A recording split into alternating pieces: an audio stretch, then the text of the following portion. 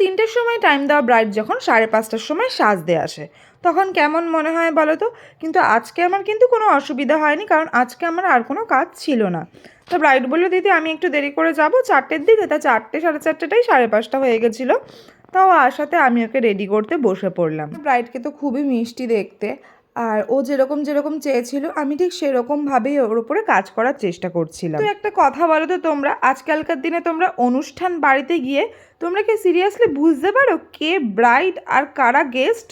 আমার তো মনে হয় না। আজকালকার দিনে গেস্টদের মেকআপ এত ভালো হয় যে ব্রাইডদের চেনাই যায় না। শুধুমাত্র মাথায় যদি একটু কলকা থাকে তবে গিয়ে চিহ্নিত করা যাবে যে হ্যাঁ না এটাই তাহলে ব্রাইড হয়তো। শুধুমাত্র মেকআপ না, তার সাথে সাথে ড্রেস বলো, জুয়েলারি বলো, অ্যাডভান্স হেয়ার বলো, যারা পার্টি মেকআপ করে আসে তাদেরকে দেখলে তো চোখই সরানো যায় না, তারা এত ভালো মেকআপ করে যায়, তাই তো?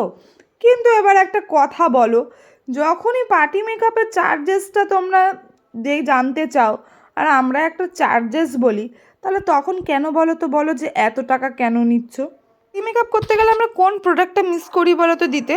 একটা ব্রাইডকে আমাদের যা যা দিতে হয় তার থেকে আমার তো আজকের ডেটে মনে হয় পার্টি মেকআপে বেশি সমস্যা, বেশি খাটতে হয় পার্টি মেকআপের পিছনে। তোমরা যারা যারা এই প্রফেশনে আছো বলো তো, তোমাদের কি মনে হয় আমার কথাটা ঠিক না ভুল? আর আজকের আমার ক্লায়েন্ট তো খুবই হ্যাপি ছিল, আর এটা আজকের ক্লায়েন্টের আমার ফাইনাল লুক। ওর তো খুবই পছন্দ হয়েছিল। আর তোমাদের কেমন লেগেছে আমাকে কিন্তু সেটাও জানিও।